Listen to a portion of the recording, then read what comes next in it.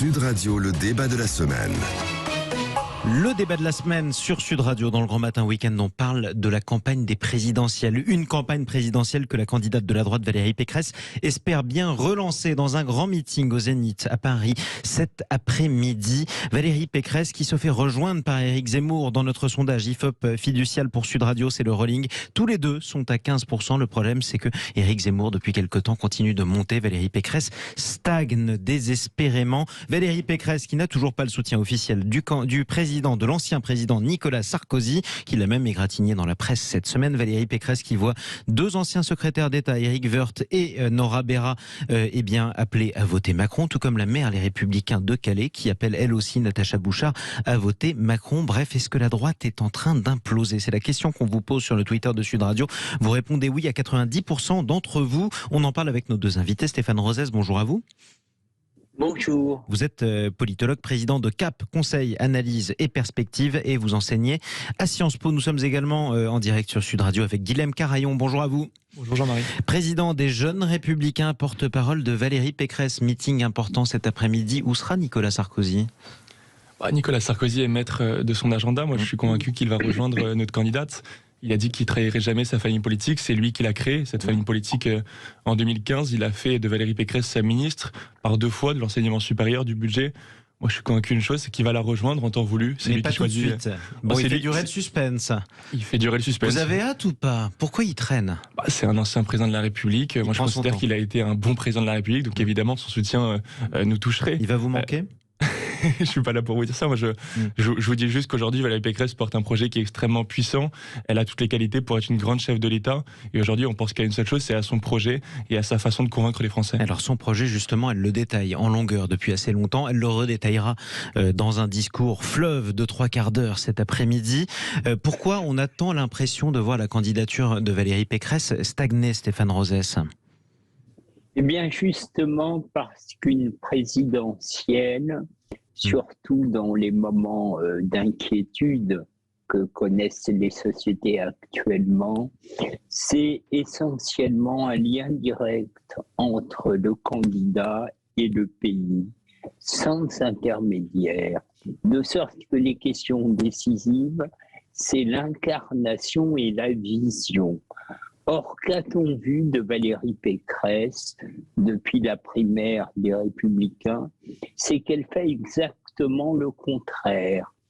Les interrogations qui sont les siennes et des commentateurs a été d'abord, elle est coincée entre Macron, Zemmour et Marine Le Pen, puis vous avez posé la question qui essaye d'actualité, est-ce que Nicolas Sarkozy va ou pas la soutenir, de sorte que les Français se disent, mais au fond, Valérie Pécresse, elle n'a pas une vision propre, elle n'existe pas pour elle-même, et en outre, elle décline un programme. Or, une présidentielle ne se fait pas sur un programme, mais sur un projet. Ouais. C'est très différent. Et en outre, son programme, il y a une contradiction entre le retour de l'État par le régalien et au plan économique, un programme quand même assez ultra-libéral. Avec de grosses économies qu'elle veut absolument faire. Elle a même créé un comité de la hache pour tailler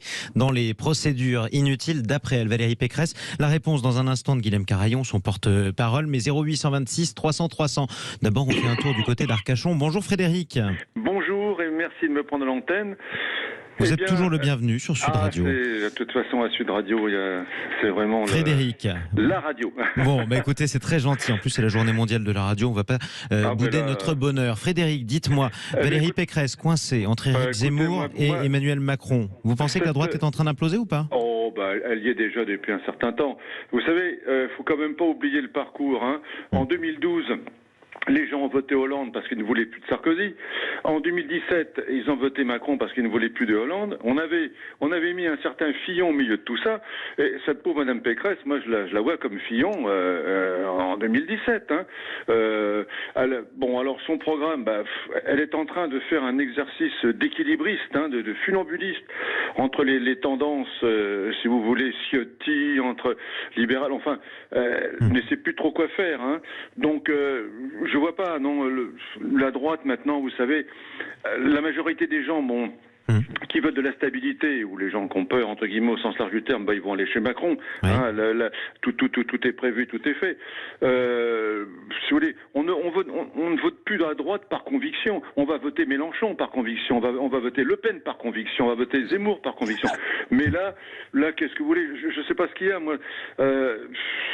Cette dame, je vois pas la différence avec Macron. Hein. Vous n'arrivez pas, en tout cas, à cerner sa ligne et à voir ce qu'elle porte. Et ça, c'est intéressant d'ailleurs, Frédéric. Merci beaucoup de le souligner. Pardonnez-moi, je m'en étouffe, comme vous le remarquez.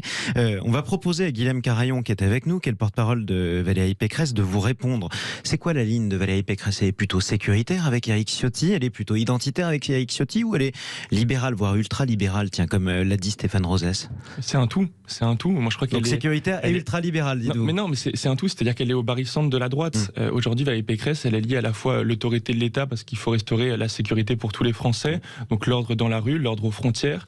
C'est la liberté, parce que je crois qu'il faut débureaucratiser, il faut dénormer, il faut faire en sorte que la France ne soit plus un enfer bureaucratique. Et puis la dignité, c'est-à-dire qu'il faut augmenter le pouvoir d'achat des gens, il faut augmenter les salaires. Valérie Pécresse a fait cette proposition d'augmentation des salaires de 10%. L'objectif, c'est de rapprocher les salaires nets des salaires bruts pour recréer un écart entre les revenus de l'assistance et les revenus du travail. C'est une idée d'ailleurs qui est prônée aussi par un autre candidat qui est Éric Zemmour. Mais du coup, dans ce que vous dites plus d'État et à la fois moins d'État. Comment on fait des économies sur la dépense publique et en même temps on rajoute des policiers? Pourquoi pas des fonctionnaires à l'hôpital? Je crois que l'État est parfois là où il ne devrait pas être et il n'est pas assez là où il devrait être. Donc où est-ce que vous voulez l'enlever? Protéger, éduquer, soigner, c'est là où l'État doit être. La protection, c'est-à-dire la sécurité, plus de magistrats, plus de greffiers pour que la justice fonctionne. L'éducation, plus de professeurs. D'ailleurs, il faut qu'ils soient mieux rémunérés parce qu'aujourd'hui, c'est plus un métier attractif. Alors là, vous habillez Pierre. Et plus des soignants. Mais dans ce cas-là, il faut déshabiller Paul. Oui, moi je crois qu'il y a aujourd'hui une administration administrante qui est trop puissante dans le pays. À l'hôpital, par exemple, il y a 35% des emplois qui sont administratifs. Moi, je veux qu'il y ait plus de soignants, plus d'agents publics sur le terrain, moins dans la paperasse administrative. Et je crois que la France aujourd'hui meurt de cet enfer des normes bureaucratiques dans lequel on passe plus de temps à normer, à faire de la paperasse plutôt qu'à aller sur le terrain et à avoir des agents publics qui bossent pour les Français. Stéphane Rosès, est-ce que ce discours peut permettre à Valérie Pécresse d'être élue présidente? Non. Ce qui fait que un présidentiable existe et arrive au second tour, c'est d'abord répondre à la question qui tenaille les Français, qui est: est-ce que la France a encore un destin? Est-ce qu'elle est en train de décliner ou est-ce qu'elle peut relever ses défis? Et comment? C'est là première question. Il y a d'un côté ceux qui disent bah oui, on peut construire un destin commun d'avenir. Alors Zemmour, c'est par l'identité, le civilisationnel. Le Pen, c'est par le souverainisme. Mélenchon, c'est par le social. Et Macron, lui, dit mais oui, vous voyez bien que je fais la démonstration que face aux crises multiples, je suis là, j'incarne, je sais faire. Et tout le reste n'existe pas.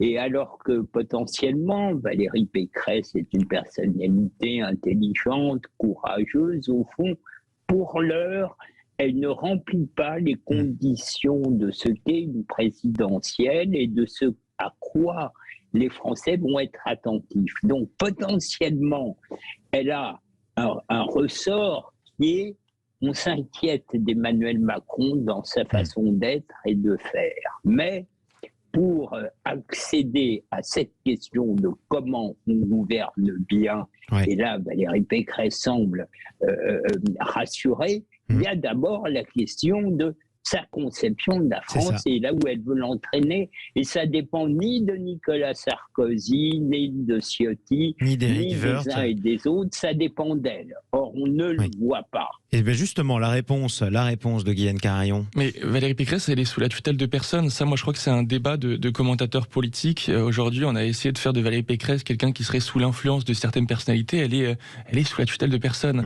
Aujourd'hui, sa vision de la France, c'est l'ordre et la concorde. C'est une France qui est apaisée, c'est une France qui est forte. Nous, on croit, avec Valérie Pécresse, que la France est en déclassement sur un certain nombre de sujets. Notre école est en crise, notre économie est en train de s'effondrer, notre industrie, pareil, D'ailleurs, le déficit commercial qui est tombé il y a quelques Pour semaines. vous, la France est en déclin. Oui, et d'ailleurs 70% des Français pensent que la France est en déclin, mais il n'y a pas de fatalité. La France est capable de se redresser, on a été capable de se redresser dans les pires moments de notre histoire.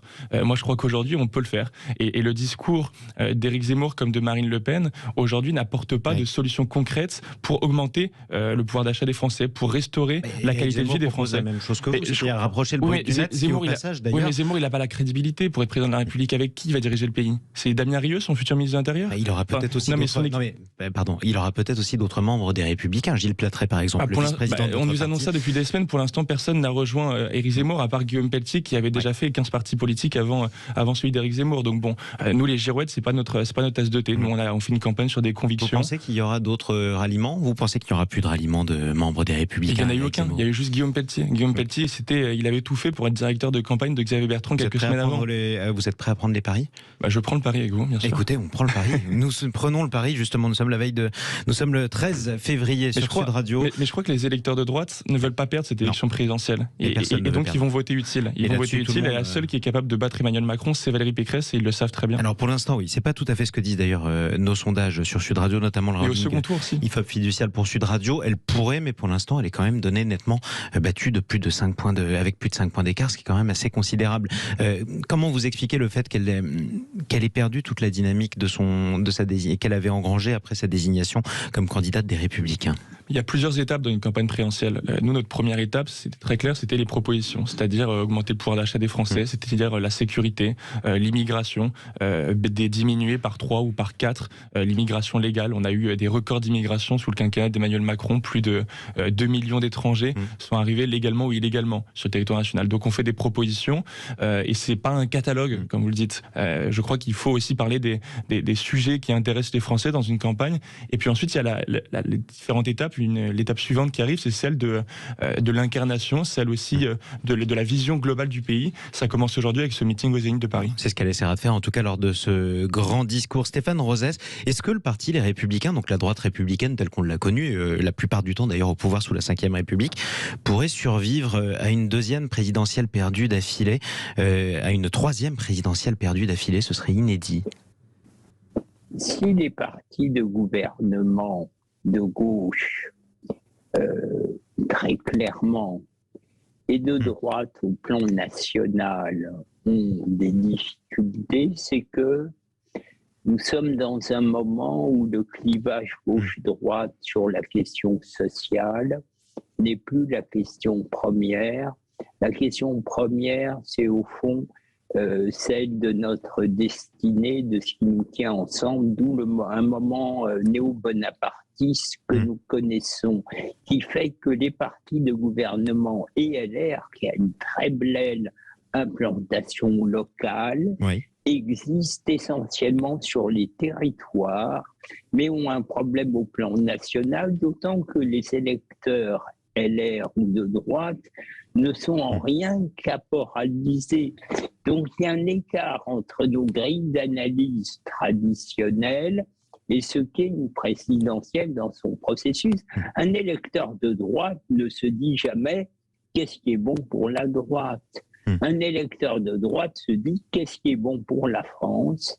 et quel est le candidat ou la candidate qui répond le mieux. Et en tout cas, c'est ce que essaiera de montrer Valérie Pécresse dans ce grand meeting cet après-midi pour relancer sa campagne. Merci à tous les deux d'être intervenus dans les débat de la semaine sur Sud Radio. Guilhem Carayon, porte-parole de Valérie Pécresse, président des Jeunes Républicains. Merci à vous, Stéphane Rosès, président de CAP, Conseil, Analyse et Perspective. Vous êtes par ailleurs enseignant à Sciences Po. Chers amis, il est 9h21, presque 9h22 dans le Grand Matin Week-end sur Sud Radio. Il est temps de clore cette page politique pour s'occuper de votre maison. Dans quelques minutes, on vous emmène au jardin, tous au jardin, avec Valérie Chancel qui vous présentera 50 bonnes idées pour avoir un jardin magnifique. Et juste avant ça, le dimanche, Sud Radio bricole, comme vous le savez, avec Max Outil. Et on va vous apprendre, à fabriquer vous-même votre pâte à bois. Et on vous montrera même à quoi ça sert. Vous allez voir, c'est facile. À tout de suite sur Sud Radio.